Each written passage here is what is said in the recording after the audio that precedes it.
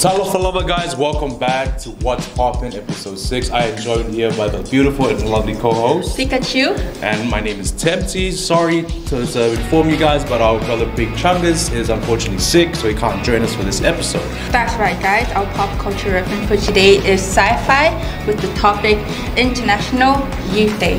But before we move on, we have a very special guest joining us today on this episode. But shall we welcome her? Natasha!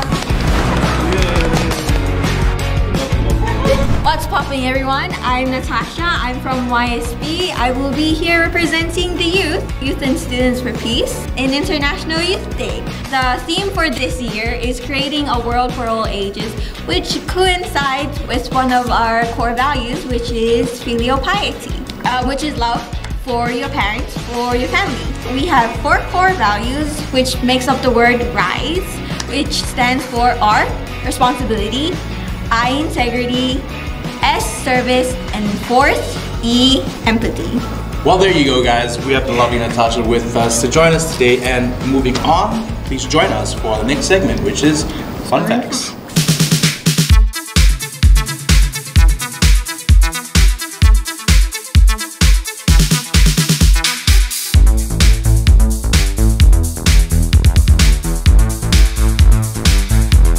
So let's get right into our fun facts. Again, I've got my girl here, Tasha. So how about you start off with our first fun fact? Our first fun fact is the phrase science fiction is first found in print in 1851. Ooh, very interesting. I retorted the question, what do you consider science fiction now that will be science in the future?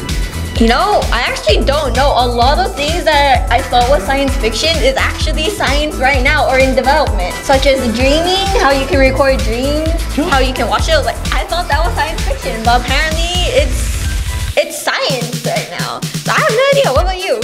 Space Marines. What do you mean? I've never heard of this. Space Marines, super genetically imbued people to be flying around in space. Pew, pew, pew, pew. I'm a guy. You gotta give me that, you know?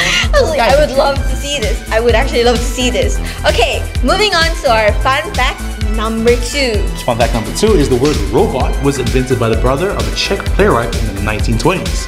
So, being that said, question. Seeing the constant improvement in robotics, do you think machines will take over the future? And if so, where do we as humans stand?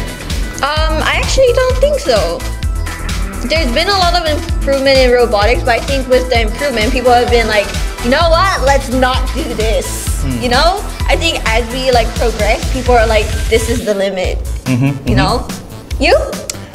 Yes, like if, you know, like what you said, you know, we watched Terminator. We all know that. Yeah. You know, the robots rise, but yeah. I do not see that happening as well, because you know we are our construct. You know, we create, we code them to move in to be a certain way. So unless there is some craziness out there, then I guess we'll be good. Watch out. We'll be good. Fun fact number 3. In 1974, Arthur C. Clarke predicted the internet of the 2001. That is true, and again. I think we'll have something along that line in the future. We do. Keep watching, guys. Keep watching. So how has the internet revolutionized the world? I think it's done a lot. We can do a lot with the internet. We can, like in the shower, we're never alone. We're always listening to music. We can play movies. I remember when you had to like run to see a movie and you couldn't pull. You had to wait for the ad breaks. And then, but now you can just pause, go to the bathroom, come back. You? I don't know, like, for me, like, yeah, movies, moving on, it's like VHS tapes. Right. So back then, it's like, if it was scratched, or the tape was out, you had to rewind the tape, and you always had to, like, rewind it back to rewatch as well. Fun fact number 4. In 1948, the novel Space Cadets by Robert Heinlein. Yep. Heinlein, yes, I'm good at English. Predicted the mobile phone. Now the question is, what do you think the future cell phones will have the capacity to do? Yo, real talk, man, I honestly wish that you could have like a holographic cell phone. So instead of like walking around, you have it programmed into your mind. Oh, I was thinking like projected out of the screen, but imagine that. Because you don't need people to see like, yo, this is like, yeah, that's cool and all. Yeah. You don't need people to see what you're watching. You see the movie Poppin where like they're talking with Iris, and basically they're having calls and you can see the lens of the movie. But I love that. I want to see that happen. That'd be so cool. So anyways, moving on to the fun fact number 5. The term genetic engineering was invented by science fiction author Jack Williamson in 1951 in the novel Dragon Island.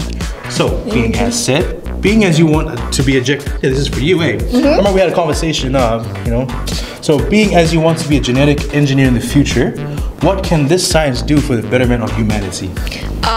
Okay, specifically, the dream is to be able to genetically engineer like animals and plants so that we can adapt to climate change. I think that's one of the main issues right now, especially in today's world, climate change. I think we have the information, we have the technology, we can do these things, and genetic engineering is basically like tapping into what we already have, all the information passed from generations up.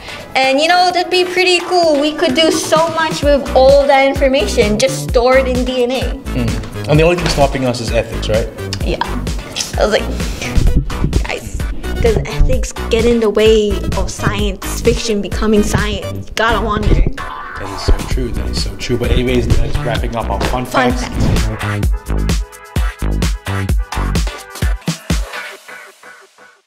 Wow, you learn something new every day, don't you? Now? Indeed you do, indeed you do. You learn something new every day, don't you, Tasha? So, anyways, guys, let's move on to our next segment, which is Street Talk.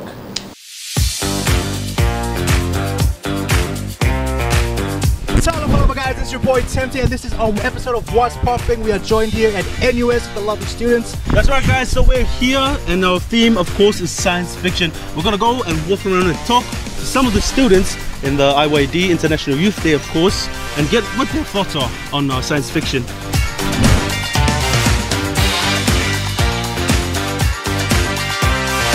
We're joined here by the lovely Xiaomei Sara. Talafalava, thank you so much. We're here at NUS, and please, Xiaomei, tell us, what is this event about? So basically today we're commemorating International Youth Day. It's celebrated every year on the 12th of August to actually bring to light youth issues, any issues that youth are experiencing nowadays, and also to promote youth's participation in events. So as you can see here, we've got different peer groups here. So at NUS we have different peer support groups for students. We want students to know that there is support available for them on campus. Also our student support services. Lovely, lovely. And what do you want the peers or the students here to help or get encouraged by with the International Youth Day happening here anyway? What we really want them to do is to be supported, to have the opportunity to speak out and voice whatever problems, issues that they may be experiencing. How important is a safe space here in Samoa? It's very important. Having a safe space, being able to have the opportunity to truly share what you feel, and having no judgment at all. What invention and futuristic invention could save the world if we had it now? A time machine. A lot of regrets, huh? No. Not personally, but some people. Thank you so much for your time. What's poppin', Samoa? It's your boy Big Chungus right here in the NUS IYD International Youth Day. And I am joined by our lovely Natasha Lim Hang here. Real serious question for you. What comes to your mind when you think of sci-fi? I will pick Interstellar. Aliens and UFOs. The Rock. The Rock? Yeah, because it comes in that sci-fi movie. I love Interstellar because it tells you, like, if you go far the speed of light, if you move from Earth faster than the speed of light, you kind of slow down time. Do you think robots should have rights? I believe yes. Should robots have rights? No, Why not? because it's really dangerous. You know, like a lot of movies that we watch, like Ultron and all of that. I mean, we wouldn't want any robots to conquer the world. Do you think aliens exist? I do have a side of me that believes. What's the thing that we have today that was considered science fiction back then? I don't know, mobile phones? Depends on how old the parents are. It's very relative. Going out to to the universe, explore the universe. Yeah. The guillotine? The guillotine? I don't know. The gallows? I don't know. I'm sorry. we have some activity for her to draw for us. I want you to draw me what an alien looks like to you. He's very focused. He's taking this very seriously. Yeah. That's how alien looks like in my dreams. Can you show people what an alien looks like? After incorporation. There you go. That's pretty good. That's pretty good. Job well done. Job well done. There you have it, guys. We have a local alien running around here in Samoa. Okay. Can you show us a robot? Add description and caption, so double hard on that one. A robot. You were first. You were first in art, weren't you?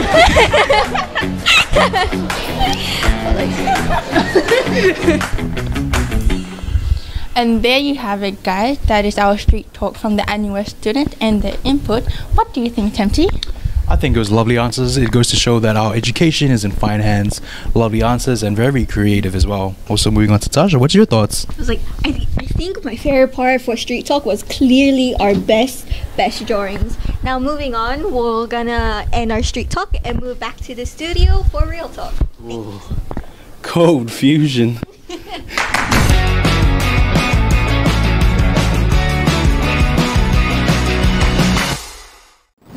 Wow, guys, that was some really good rounds around the NUS campus with the street talk, especially learning a lot from the student.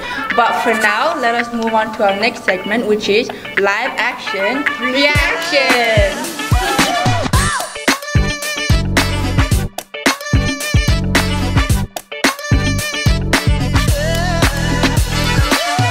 There you have it, guys. Welcome. This is our live action reaction. Thank you guys so much for joining here. But again, the YSP and my beautiful, lovely Lisa. Yes. Anyways, so YSP. Moving on. As you can see before you, we have a very odd-looking picture, right? What do you guys think? What do you guys think just by seeing it? What do you think that is? A glitch. A glitch? Good answer. Good profile picture. Good profile picture. We don't judge. Eyelashes. Okay, so anyways, guys, so in 2012, fun fact, that was the first artificial intelligence. It is completely unscripted, so what they did for this program was that they put this AI, artificial intelligence, sci-fi, right, onto the internet, and it gathered information.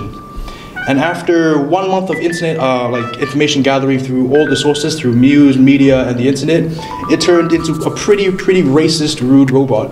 It goes to show the reflection of humanity in terms of the filth that's people portray on the internet because of anonymity and whatnot. So this is the very censored version of that I could find of this AI robot.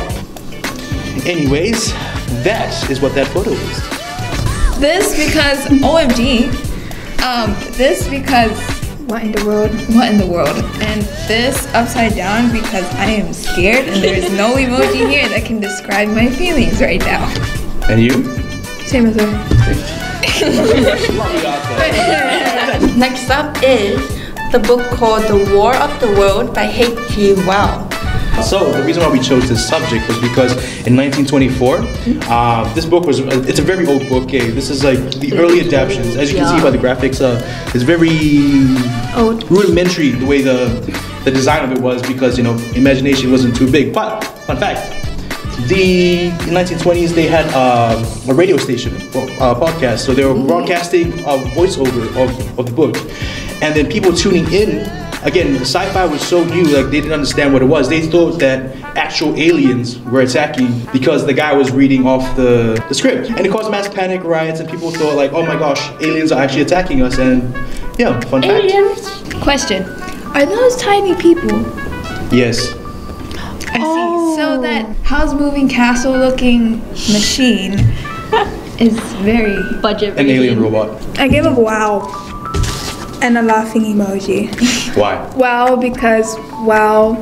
World's laughing because people actually believed. But again, I believe zombies are alive right now, so we got wow and thumbs up. So wow to the people who actually came up with these. Like, what kind of minds do you have to have and the imaginations to create such a book at that time, 1920s? So yeah, guys, as you can see before me, what does that look like to you guys? Fake man. A fake man. Wow, spot autism. Videos where they cut up random objects in their cake. He looks like a cake. Oh my gosh, he looks like a cake. That is true. So if you guys don't know who this is a replica of Philip K. Dick.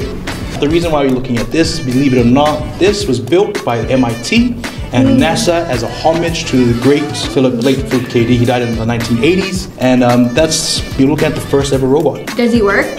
Can he actually like perform work? Yep. This was built in 2005. That's actually pretty That's good. before I was born. He's older than you. He looks good for a robot. Copy too. I love it.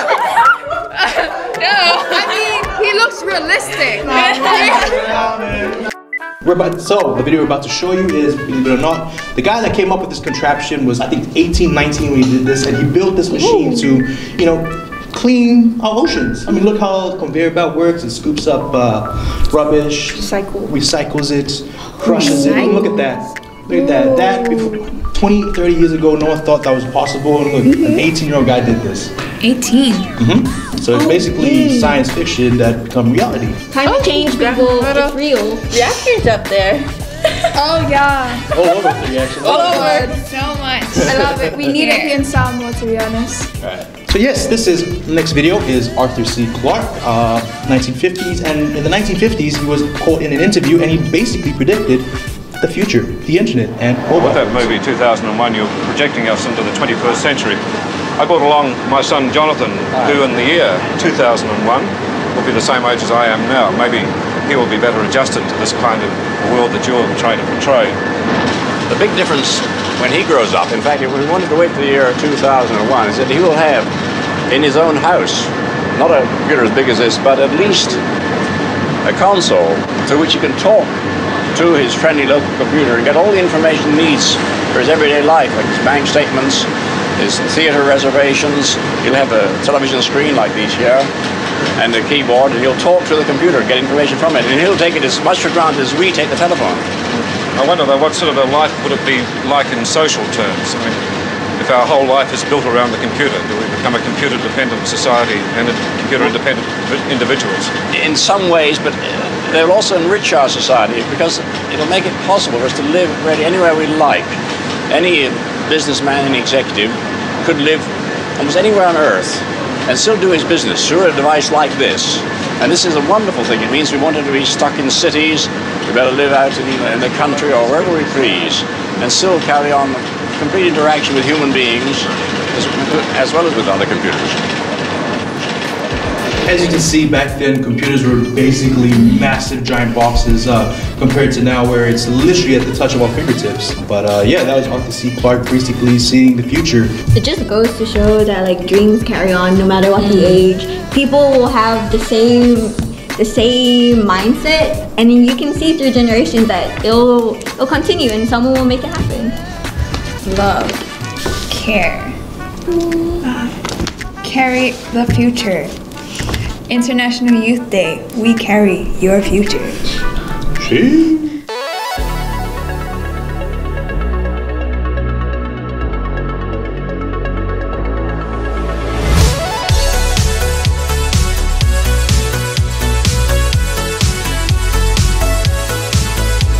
There we go, guys. This is our Real Talk. Welcome, welcome. As you can see, join with us on the lovely, lovely YSP. Here we have, beginning from this side, we have the lovely Tupu. Miwa. You all know Nat. Gata. Lorenzo. Now, Tyler for Glover, guys. Welcome to What's Poppin'. Thank you guys so much for joining us. But other than that, Real Talk must go on. Real Talk, guys. And our first question for our YSP members is, what youth projects have YSP done in Samoa that relate to International Youth Day? So, YSP usually celebrates International Youth Day by collaborating with the many other youth groups. It's a good time for us to support one another and celebrate with each other. The first time we decided to celebrate International Youth Day, we performed a martial arts demonstration. Usually YSP offers martial arts classes as a voluntary project. We've done it for some churches and things. On IYD we performed a demonstration and had a stall. And the second year we decided to celebrate it, we made a video which featured about 5 youth groups. Yeah, you can find it all on our page. Yeah. Lovely. We'll be sure to link to you guys' page, so please, if you do, like, follow, and subscribe as well, and yeah, join the link as well when it's up here. Anywho, so that sounds lovely. You guys, obviously, you guys come with a really nice history. It's a great initiative you guys have started here in Samoa. But moving on, ask this side of the panel is this: can we learn? Since like today's topic is science fiction, how it relates to youth, we're trying to merge the two. Can we learn from science fiction stories to fix the current state of this world? Well, for a lot of science fiction stories, you'll see a theme of this is the idealistic outcome, right? You want to fix the world, you want to change something, you want to start something. And I think that kind of mindset can fix, you know, any problem. Move on to these guys if they have anything else. It's a good answer. I think science fiction stories do a good job of portraying what the world needs, and I guess that's what YSP is for. It's for the new generation, you know, producing the young minds that will steer the boat for the future. So, good job, science fiction stories. Well done. That's a lovely answer. Thank you so much, Lorenzo. And over to our little activity question for all of our YSP members here.